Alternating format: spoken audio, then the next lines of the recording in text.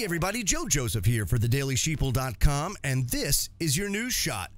Activist Post is another independent media organization now that is highlighting the huge push in both government and the private sector trying to advance rapidly this technology into, this whole research into wildly accurate mind reading technology is basically what this article goes into. And I find this riveting because you don't really understand how far along they are in this regard. And it's not going to be long before it is deployed both in a military application, but more importantly, a police application. Listen to this. Researchers at Carnegie Mellon University recently made a scientific breakthrough using machine algorithms to accurately guess what people are thinking. In other words, as the university referred to it, they have harnessed mind reading technology to decode complex thoughts. The researchers reported that they can now use brain activation patterns to identify complex thoughts such as the witness shouted during the trial.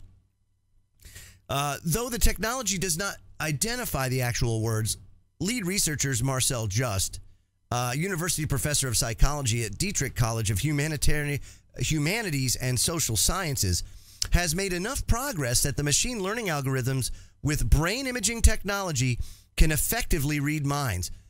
Remember yesterday I talked about that ex-Google brainiac that she said 8 years away from telepathy.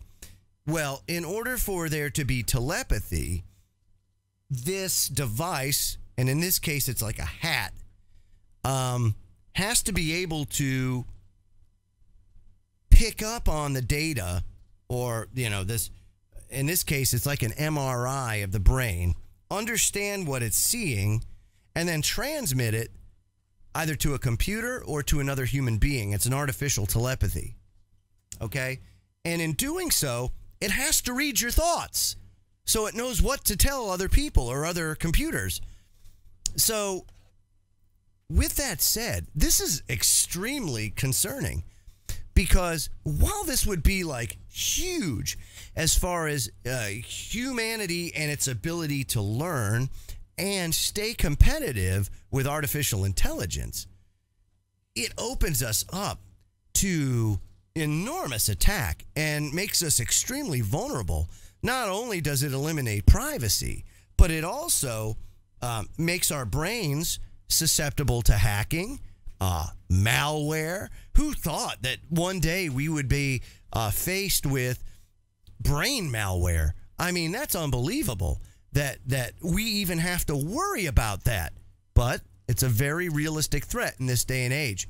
Now, as the researchers' press release explains, the new study demonstrates that the brain coding of 240 complex events, sentences like the shouting during the trial scenario, uses an alphabet of 42 meaning components or neurally plausible semantic features, consisting of features like persons, setting, size, social interaction, and physical interaction.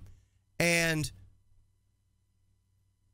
this is crazy. According to this study published in Human Brain Mapping, regression models were trained to determine the mapping between 42 neurally plausible semantic features and thematic roles of the concepts of a proposition and the fMRI activation patterns of various cortical regions that process different types of information.